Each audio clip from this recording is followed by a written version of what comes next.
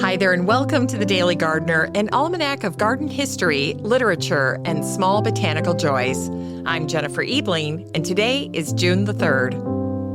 How does Annette Wynne's poem go? Why was June made? Can you guess? June was made for happiness. Even the trees know this, and the breeze that loves to play outside all day and never is too bold or rough, like March's wind. But just a tiny blow's enough. June was made for happiness. I believe that.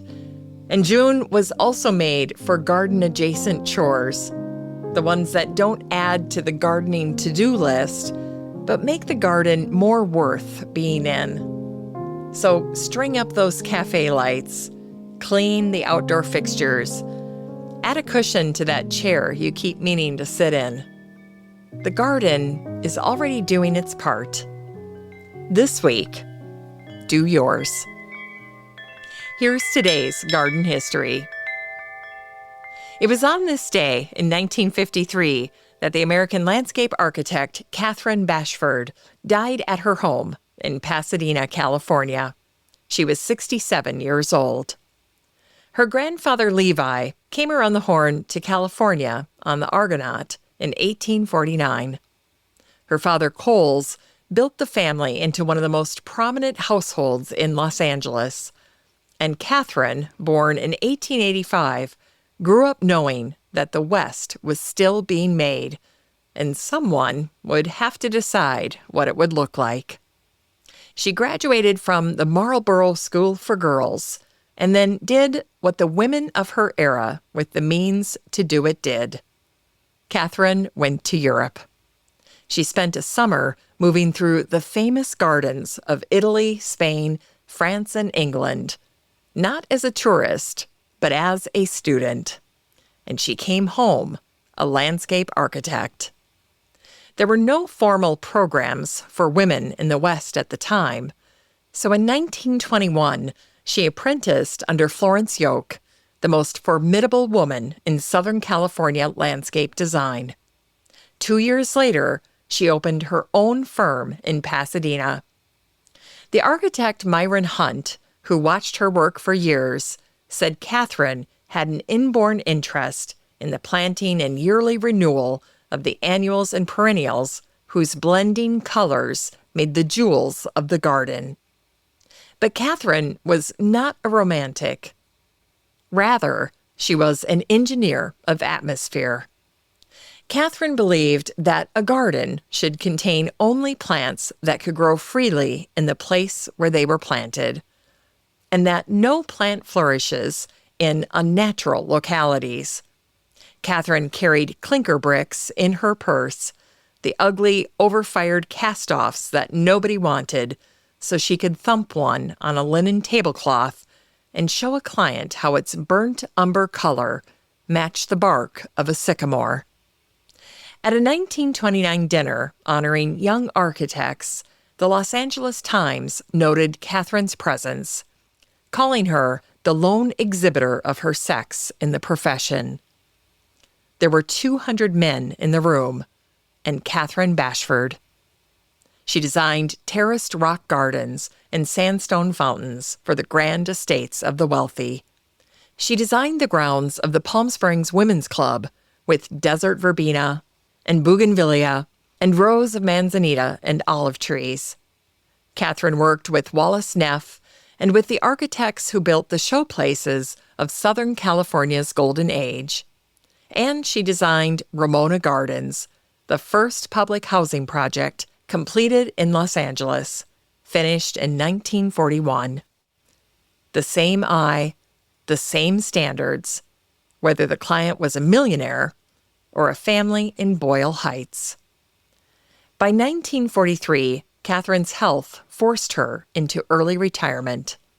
She spent her final decade at home on Virginia Road in Pasadena with her sister beside her. She never married. She wrote no book, but she left behind many terraced stone gardens and courtyards built to last, in a city that she filled with gardens that looked like they had always belonged there. Katherine's obituary in the Los Angeles Times ran just 4 lines. A fellow of the Landscape Architects Society who designed many Southland gardens. Survived by a sister. And it was on this day in 1953 that the French botanist Patrick Blanc was born in the suburbs of Paris. When Patrick was around 10 years old, his mother took him to a large flower exhibition in Paris. Most children looked at the colors. Patrick looked at the rocks. Beside the exhibition waterfalls, orchids and ferns were growing straight out of wet stone. No soil, no one tending them, just clinging and alive. Nobody was taking care of the plants growing on the waterfalls, Patrick said later. I was impressed by this freedom. At 12, Patrick had an aquarium in his bedroom. Patrick fixed a board above it, rigged a small pump to carry water up from the tank, and trained plants to grow along the wall. The roots dangled into the water. The plants thrived.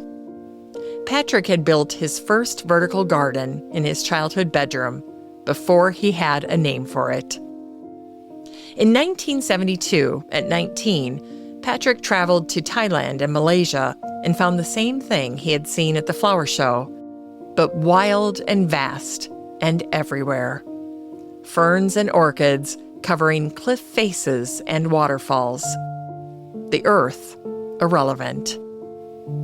Patrick spent the next decade at the French National Center for Scientific Research, perfecting a system, a metal frame, a layer of PVC, a polyamide felt that wicked water to the roots, the way moss holds rain on a cliff. Patrick patented it in 1988, and in 86, he installed his first public wall at the Cité des Sciences in Paris. Engineers had said the roots would rot the masonry, but the wall thrived. That same year, Patrick and his partner, Pascal Ani, decided to dye their hair. Pascal chose blue. Patrick chose green. Pascal's hair lasted that color for 1 week, but Patrick has never changed it back. Patrick covered the Musée du Quai Branly in Paris with hundreds of species at once, ferns and mosses and epiphytes clinging to felt the way they once clung to stone. Patrick once called his walls a kind of redemption, a way of going back to Eden. In the Philippines, Patrick found a tiny dark-leafed plant on a wet rock face. It was a new species, and in 2011, botanists named it Begonia Blancii in Patrick's honor. Patrick still works, and at 72, he still travels the world half the year, looking for plants that grow where they're not supposed to. Patrick still wakes each morning in his home in Ivry-sur-Seine, where the floor is glass, and beneath it flow 21,000 liters of water, fish, and the dangling roots of Patrick's indoor jungle. Patrick looks down before he starts each day and sees exactly what he saw at 10 years old. Plants that don't need the earth to keep themselves alive.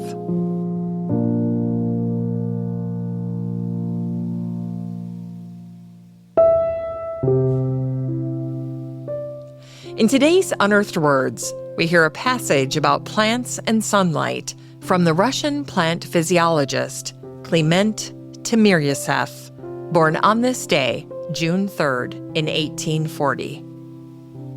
Kliment's mother, Adelaide, was English. She taught him at home in her language and gave her son, he would say later, his boundless love for truth. Kliment spent decades studying the green leaf, what happened when sunlight touched it, and what the leaf was actually doing in all that light. Kliment visited Darwin at Down House and defended Darwin's ideas in Russia for years. But Kliment never stopped going back to the leaf. In 1903, Kliment stood before the Royal Society of London. 35 years into his work, he gave the lecture in Adelaide's language. Kliment said, "A plant is a mediator between heaven and earth. It is the true Prometheus who stole fire from heaven." Near the end of his life, Kliment wrote his final book dedication. His hand was trembling when he sent the book to Lenin, but he did not dedicate it to him. Instead, he dedicated the book to his mother. Adelaide had given him, he wrote, his boundless love for truth.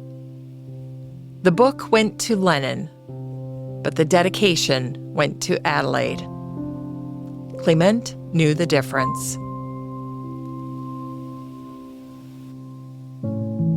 It's time to grow that garden library with today's book, Seed to Table by Luay Ghafari. This book is part of Garden Cookbooks Week, which means all this week's book recommendations celebrate the connection between the garden and the table.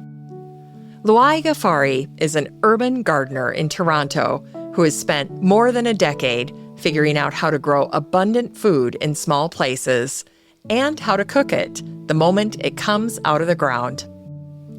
Luay wrote, "Garden to Table borrows from the farm to table movement and shrinks that radius down to one's own backyard. You are the chef, the farmer, and the consumer.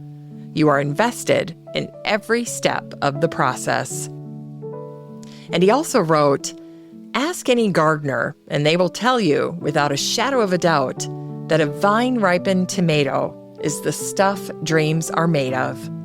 There's simply no comparison to store-bought. Seasonality matters." And he also wrote this, "Walking into my garden with a basket in hand and harvesting homegrown fruits and vegetables at peak ripeness, that is what I love about having a garden. Taking what my garden provides and creating seasonal recipes is what garden to table living is all about." Seed to Table by Luay Ghafari is for everyone who has ever wanted to close the distance between the ground and the plate. And finally, here's something sweet to ignite the little botanic spark in your heart. It was on this day in 1809 that the English writer and naturalist Margaret Gatty was born in Burnham, Essex. Margaret married a Yorkshire vicar and settled into a quiet life in a country parsonage. Margaret had children, eventually 10 of them. And somewhere in the middle of all that, Margaret's body began to fail her. By 1848, after the birth of her 7th child, Margaret was sent to the seaside town of Hastings to recover. She was 39 years old and had 7 months ahead of her with almost nothing to do. So Margaret looked down, and at the shore where the tide pulled back, she found what she would later call the unseen flowers of the sea. Seaweeds clinging to rocks, delicate and strange, and completely ignored by everyone walking past. Margaret was smitten. She spent those 7 months collecting, pressing, and studying. And when she came home to Yorkshire, she didn't stop. Margaret kept going for 14 years. By then, Margaret's illness had crept into her arms. Eventually, she could no longer hold a pen. So she dictated her scientific notes to her daughters while they wrote. Margaret called seaweed collecting her consolation of consolations. In 1863, Margaret published British Seaweeds, a book that stayed in use for nearly a century. Margaret died on October 4th, 1873. She was 64 years old. After Margaret was gone, a memorial tablet was placed in her church. And it wasn't funded by a scientific institution. It was funded by more than 1,000 children from across the country. Children who had read Margaret's stories and her nature parables, who each sent in small coins. 1,000 small offerings for the woman who had taught them to look down.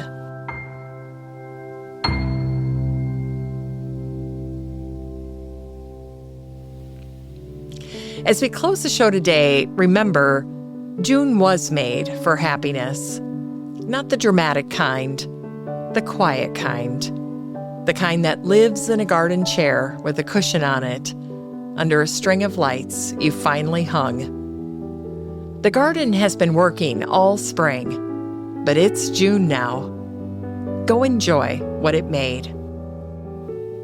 Thanks for listening to The Daily Gardener, and remember, for a happy, healthy life, garden every day.